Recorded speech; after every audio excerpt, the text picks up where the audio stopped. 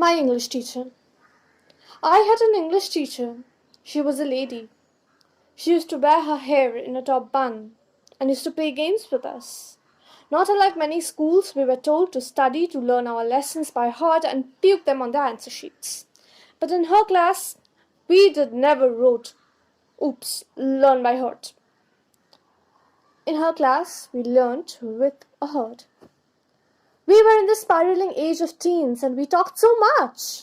We talked about everything under the sun, about grades and tutors and film stars and who liked whom and the Bermuda Triangle, and she said, listen! Close your eyes and listen. Listen to what you think is silence. Look into the dark within your eyes that you think is darkness. Listen, look. You'll see a kaleidoscope of new colors which resided deep in your oblivion, like a swarming flight of tens and thousands of birds across a brilliant magenta sky, or like the flickering of golden sunshine playing hide and seek in a canopy of dark green leaves. We learned how to find stories like this. The tinkle of a bell, a child's cry, and we found a story in it. The swoosh of a sari, the jingle-jangle of bangles, and we found a story in it. We were young, scared of the monsters under our bed.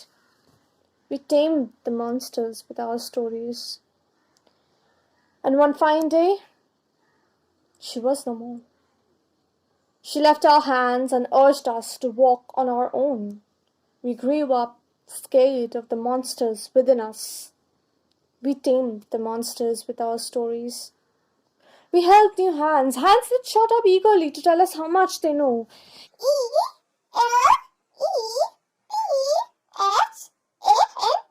Elephant.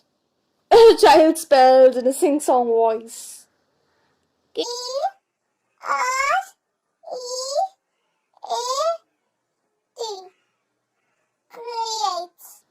The little boy stammered, ashamed because he knew he was wrong. He was not wrong. Maybe he was. But he created a new story for himself. And that was never wrong.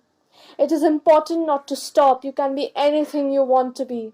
If a custard apple wants to be a tortoise-shell fruit, it can be.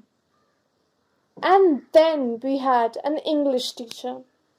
It was Madam. Not unlike many other schools, we were told to study to learn our lessons by heart and puke them on the answer sheets. But in her class, we learned by heart. Like an astronaut jettisoned from a spacecraft, we fell down. No gravity of attraction working on us. We all drifted apart like dandelion seeds with our stories and our monsters. 6 years and many betrayals later, the monsters under our beds were scared of those inside us. English class became an excuse to complete assignments of physics. And one fine day, even all this was no more. I closed my eyes, songs played, and I felt every pulse radiating from within, resonating with every chiming note. I cut off the anchor and I let it flow. Let the lyrics seep into every bone and muscle, and I let it go. We all grew up, became new stories. We erected fractals of our feelings, and somewhere, someplace, we all remember. I had an English teacher who taught us to tame our monsters, to grow up and grow in like vines of ivy, and find our perfect yings and yangs within the depths of our beings.